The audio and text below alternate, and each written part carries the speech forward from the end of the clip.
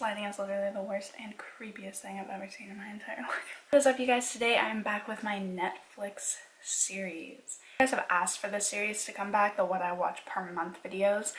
So if you do want that to happen, be sure to like this video and leave me a comment letting me know. So oddly, for a year, this still isn't a lot, and I know that I'm missing probably a ton of like random little movies or little like TV seasons I've watched over the past year since I've filmed a Netflix video.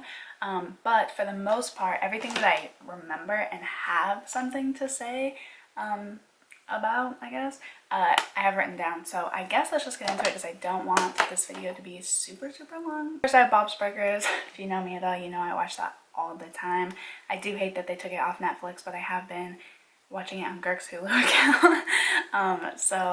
I watched season 7 and I watched season 8. I love it. I don't think it's getting old, honestly.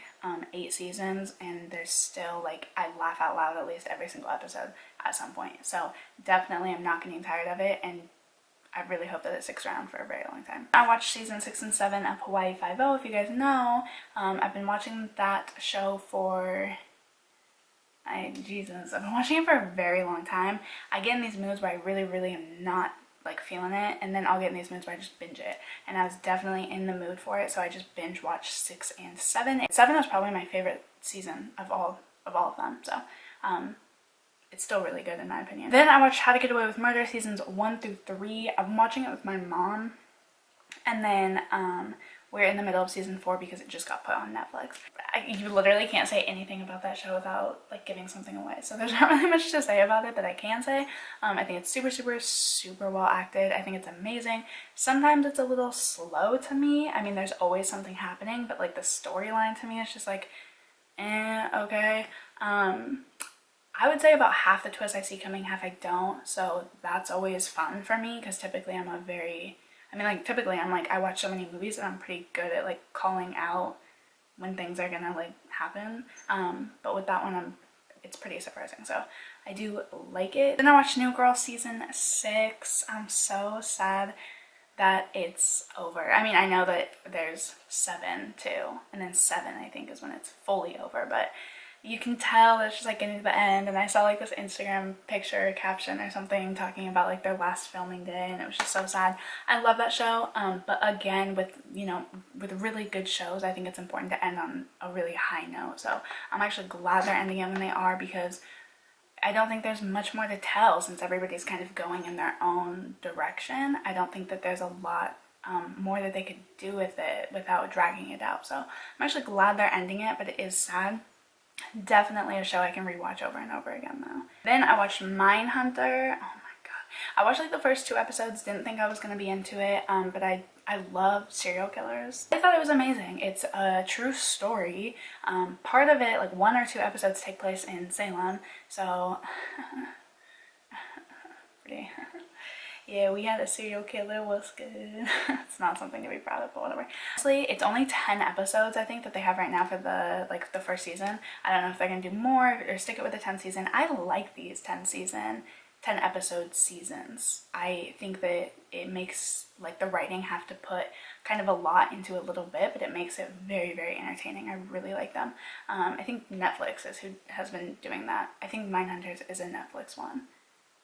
But I love it. Pretty much follows like the people, the 2 men and then the female, I think she's a psychiatrist, who kind of started and coined the term serial killer in itself, and who started studying the behavior of serial killers. So super cool. I highly recommend it. It's very suspenseful, it's very interesting, and if you're anything like me and you like history at all in any aspect, it's a really great background to how we started studying behavior of criminals and specifically serial killers. Then I watched Dark, which is also a Netflix original. I watched the first season. It was only 10 episodes, which I love, like I said, but this is a German show. I watched it, I think I actually watched it English dubbed, which I'm not normally a big fan of dubs. I'll just prefer subtitles. I think I watched it dubbed because I was reading reviews and people said it was really good, and I thought so. It's definitely, there were parts where like it was kind of cheesy because it didn't match up super well, but I thought for a dubbed show it was really great, and you definitely get used to it and you stop, you know, your mind stops paying attention to it as much as like in the first episode or two. This show, I can't even begin to describe what it's about. It's about time travel, well, it's about time travel ultimately, but it's very dark. Like they really did a good job naming it, because it's very dark, it's very so intriguing and just interesting. The storyline is so confusing in such a great way, where it just like really captivates all of your attention and your focus. And I think I binged it. I really do. I think I watched it on a night or two. I think maybe like a night and then the next day or something, but I loved it. There's like a lot of like connections obviously between the characters, and through time travel there's different connections with them through different time periods. And so I actually went online and I had like the show in one tab, and then I had like a connections map in another. I do the same thing with Game of Thrones, but then I had like a connections map in the other one to try to like compare and see like figure it out, because my mind couldn't process like all the time zones and who's who and stuff. It was amazing. I highly recommend it. I actually watched it because it was recommended to me from my cashier at Trader Joe's when I was buying groceries, so listen to him. Cinematography on it is stunning in my opinion. It's so I was gonna say dark. It's very amazing, and I really I love it. I love seeing like people get creative within a TV show for cinematography, because I feel like it can be really I feel like I just said cinematography but I love seeing it, because I feel like with a TV show sometimes it can get it's easy to just get looped into the same style of videography, but I loved it. So I highly recommend it. I think all aspects were amazing, the acting, production, all of it. Then I watched Rick and Morty. I don't know when I started watching Rick and Morty. I watched it on Hulu, but I don't know when I started, so I don't have written down the seasons, but I've watched as many as there are. And I am so glad that they redid it or they are expanding. I guess they didn't say how many seasons, but they're expanding it for 77 more episodes or something like that. It deserves it. It has not gotten enough. It's gotten enough recognition, but has not gotten enough time and episodes and allowance to spread out even more. So I'm super stoked. It's a fan favorite show. If you haven't seen it, I honestly don't know what you're doing, because it's fantastic. YouTube has live streams of it all the time, so definitely just type in Rick and Morty live and go watch it if you don't have Hulu. Then I watched Stranger Things season 2. Oh my god, I was kind of expecting it to go downhill just because season 1, so good, so hyped. I don't know, I thought that maybe they would try too hard and they didn't.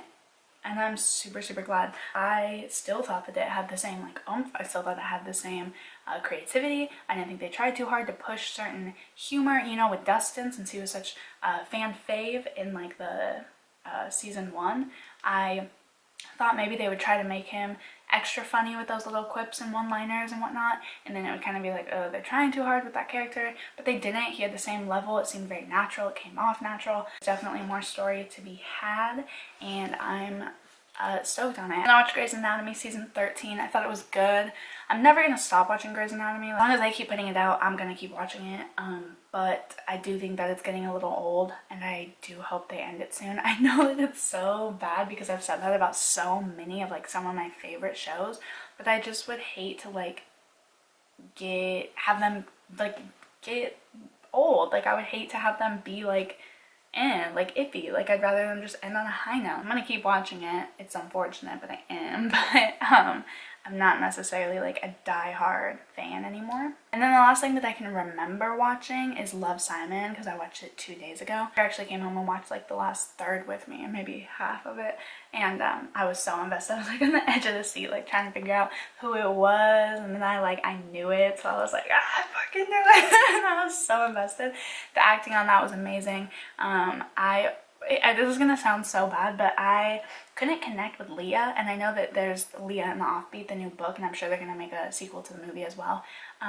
But I kept seeing her as Hannah from 13 Reasons Why. I didn't like Hannah in 13 Reasons Why, and I feel if Leah had been cast by anybody else, I would have enjoyed her character, but I kept seeing her as Hannah, and so I had this weird instant just even though I know and I've heard from a lot of people that in the book, and especially in Leah and the Offbeat, the new book, that Leah is like an amazing character. I just like, I couldn't connect with her like that because I kept seeing her as Hannah, and I did not like Hannah Baker. I read the book, so I don't know how well it was of an adaptation, but I've heard very good things from everybody on the booktube community. It actually made me want to read the book, which a lot of times when it's a book to movie adaptation, if I watch the movie, then I'm like, I don't need to read the book.